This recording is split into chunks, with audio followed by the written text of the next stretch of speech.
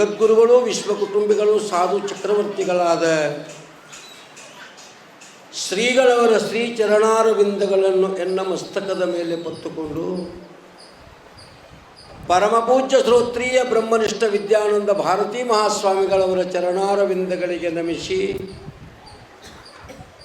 ಕಾಶಿ ವಾರಣಾಸಿಯಿಂದ ಆಗಮಿಸಿದ ಪರಮಪೂಜ್ಯ ಶ್ರೋತ್ರೀಯ ಬ್ರಹ್ಮನಿಷ್ಠ ಪರಮಾತ್ಮಾನಂದ ಮಹಾಸ್ವಾಮೀಜಿಯವರಲ್ಲಿ ವಂದನೆಗಳನ್ನು ಸಮರ್ಪಣೆ ಮಾಡಿ, ಗುರುಬಂಧುಗಳಾದ ಪರಮಪೂಜ್ಯ ಶ್ರೋತ್ರೀಯ ಬ್ರಹ್ಮನಿಷ್ಠ ಪೂರ್ಣಾನಂದ ಭಾರತೀ ಮಹಾಸ್ವಾಮಿಗಳವರ ಚರಣಾರವಿಂದಗಳಿಗೂ ಸಚ್ಚಿದಾನಂದ ಶ್ರೀಗಳವರಲ್ಲಿ ವಂದನೆಗಳನ್ನು ಸಮರ್ಪಣೆ ಮಾಡಿ,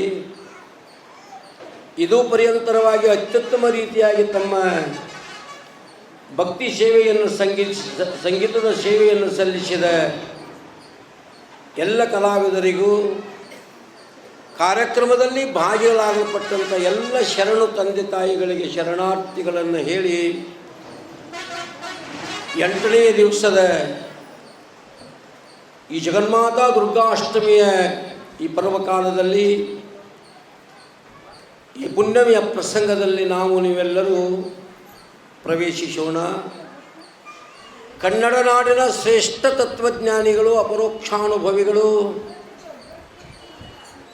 ಕೈವಲ್ಯ ಚಕ್ರವರ್ತಿಗಳಾದ ಶ್ರೀಮನ್ ನಿಜಗುಣ ಶಿವಯೋಗಿಗಳವರಿಂದ ರಚಿಸಲ್ಪಟ್ಟಿರುವ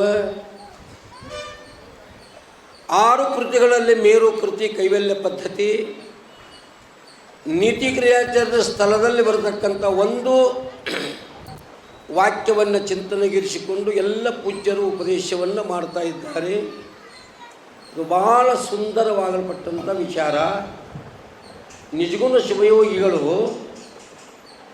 ನಿಮಗೆಲ್ಲರಿಗೂ ಒಂದು ಸುಂದರವಾದ ಕಿವಿ ಮಾತನ್ನು ಉಪದೇಶ ಮಾಡ್ತಾರೆ.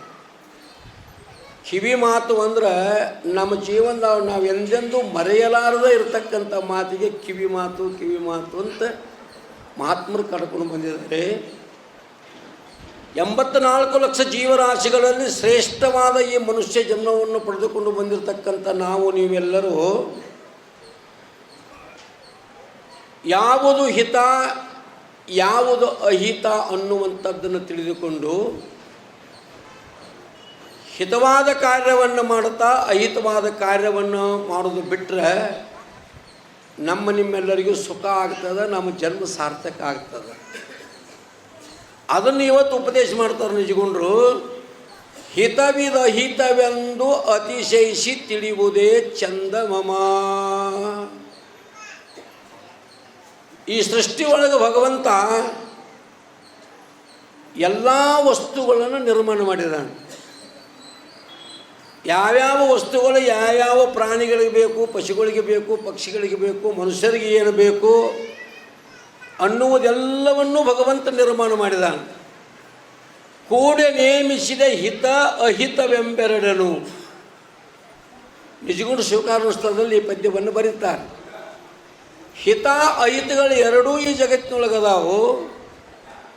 ಅದರೊಳಗೆ ಈ ಮನುಷ್ಯನಿಗೆ ಭಗವಂತ ಏನು ಕೊಟ್ಟಿದ್ದಾನು ಅಂತಂದರೆ ವಿವೇಕ ಕೊಟ್ಟಿದ್ದಾನೆ. ಈ ವಿವೇಕದ್ವಾರ ಮನುಷ್ಯ ಏನು ಮಾಡಬೇಕು ಅಂದರೆ ಹಿತ ನಮಗೆ ಯಾವುದು ಉಂಟು ಮಾಡ್ತದೆ, ನಮಗೆ ಅಹಿತವನ್ನು ಯಾವುದು ಉಂಟು ಮಾಡ್ತದೆ, ಅರ್ಥಾತ್ ಯೋಗ್ಯ ಯಾವುದು ಅಯೋಗ್ಯ. ಯಾರು ಮಾತಾಡಕತ್ತಿದ್ರೆ ಹೇಳ್ತೀಗೆ, ಯಾರು ಮಾತಾಡಬೇಡ, ಸುಮ್ಕೊಂಡ್ರಿ, ಕುಂತ್ಕೊಡ್ರಿವ, ಮಾತಾಡಬಾರ್ದು. ನಮಗೆ ಹಿತವನ್ನು ಉಂಟು ಮಾಡುವುದು ಯಾವುದು, ಯೋಗ್ಯ ಯಾವುದು ಅಯೋಗ್ಯ ಯಾವುದು ಅನ್ನುವುದನ್ನು ಪಾರಾಪಾರ್ ಅಥವಾ ಸಾರ ಅಂದರೆ ಒಳ್ಳೆಯದು, ಅಸಾರ ಅಂದರೆ ಕೆಟ್ಟದ್ದು. ಇದನ್ನು ಸರಿಯಾಗಿ ವಿಚಾರ ಮಾಡಿ ತಿಳಿದುಕೊಂಡು ಯೋಗ್ಯವಾದದ್ದನ್ನು ಮಾಡುವುದೇ ಜೀವನಿಗೆ ಯೋಗ್ಯ. ಆದರೂ ಅಮಮ, ಮನುಷ್ಯ ಯೋಗ್ಯ ಅಂತ ತಿಳಿದ್ರೆ ಮಾಡೋದಿಲ್ಲ, ಅಯೋಗ್ಯ ಅಂತ ತಿಳಿದ್ರು ಅದನ್ನು ಬಿಡೋದಿಲ್ಲ. ಹಾಲ ಆಲ್ಕೋಹಾಲ ಅಂತ ಎರಡದಾವು ಜಗತ್ತಿನೊಳಗೆ. ಹಾಲು ಆಲ್ಕೋಹಾಲ್ ಅಂದ್ರೆ ಅರ್ಥಕೈತ್ಲೆ. ಹಾಲು ಅದಾವು, ಶರ್ಯನೂ ಐತಿ. 2 ಪದಾರ್ಥಗಳದಾವು ಈ ಭೂಮಿ ಮೇಲೆ. ಇದರಾಗ ಯಾವುದು ಯೋಗ್ಯ? ಹಾಲ ಎಲ್ಲರಿಗೂ ಯೋಗ್ಯ, ಅದನ್ನು ಸ್ವೀಕಾರ ಮಾಡೋದು ಯೋಗ್ಯ. ಅದ ಹಾಲು ಮಾರಿ ಡೇರೆಗೆ ಹೋಗಿ ಹಾಲು ಮಾರಿ ಅದನ್ನು ದಾರು ತಂದು ಕುಡಿತಾನೆ ಮನುಷ್ಯ, ಇದು ಅಯೋಗ್ಯ. ಅಯೋಗ್ಯ ಅನಿಸಿದ್ರು ಅದನ್ನು ಮಾಡ್ತಾನಲ್ಲ, ಇದು ಆಶ್ಚರ್ಯ.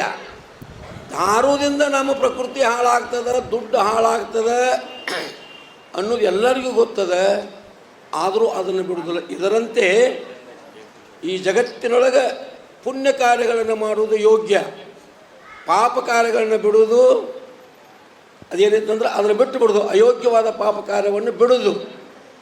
ಧರ್ಮ ಯಾವುದು ಅಧರ್ಮ ಯಾವುದು ಅನ್ನೋದನ್ನು ತಿಳ್ಕೊಂಡು ಧರ್ಮ ಕಾರ್ಯಗಳನ್ನು ಮಾಡ್ತಾ ಅಧರ್ಮ ಕಾರ್ಯಗಳನ್ನು ಬಿಡುವುದು ಜೀವನಿಗೆ ಯೋಗ್ಯದ. ಹಿಂಗೆ ಪ್ರತಿಯೊಂದು ವ್ಯವಹಾರದಲ್ಲಿ ನಮಗೆ ಸುಖವನ್ನು ಉಂಟು ಮಾಡುವುದು ಯಾವುದು ಅಂತ ವಿಚಾರ ಮಾಡಿ ವಿವೇಕದ್ವಾರ ಏನು ಮಾಡಬೇಕು ಅಂತಂದರೆ, ಒಂದು ಹಂಸ ಪಕ್ಷಿ ಹಾಲ ಮತ್ತು ನೀರೆರಡನ್ನು ಕೂಡಿಸಿಟ್ಟಾಗ ನೀರನ್ನು ಬಿಟ್ಟು ಹಾಲನ್ನೇ ಸ್ವೀಕಾರ ಮಾಡುವಂತೆ ಈ ಮನುಷ್ಯನಾದ ಜೀವನೆಂಬ ಹಂಸ ಅನಾತ್ಮವಾದದ್ದನ್ನು, ದುಃಖವಾದದ್ದನ್ನು ಬಿಟ್ಟು ಆತ್ಮರೂಪವಾಗಲ್ಪಟ್ಟಂಥದ್ದನ್ನು, ಸುಖರೂಪವಾಗಲ್ಪಟ್ಟಂಥ ಕಾರ್ಯಗಳನ್ನು ಮಾಡುವುದೇ ಯೋಗ್ಯ ಅಂತ ನಿಜಗೊಂಡರು ಉಪದೇಶವನ್ನು ಮಾಡಿದ್ದಾರೆ.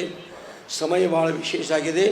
ಇದೇ ವಿಚಾರವನ್ನು ಕುರಿತು ಪೂಜ್ಯರು ತಮ್ಮ ಪ್ರವಚನ ಸುದೆಯನ್ನು ನೀಡ್ತಾ ಇದ್ದಾರೆ ಅಂತ ಹೇಳ್ತಾ ಈ 4 ವಾಕ್ಯಗಳನ್ನು ಗುರುದೇವನ ಚರಣಕ್ಕೂ ತಮ್ಮೆಲ್ಲರ ಕರುಣಕ್ಕೂ ಅರ್ಪಿಸಿ, ಮೊದಲಿಗೆ ಸಚ್ಚಿದಾನಂದ ಶ್ರೀಗಳು, ಆನಂತರದಲ್ಲಿ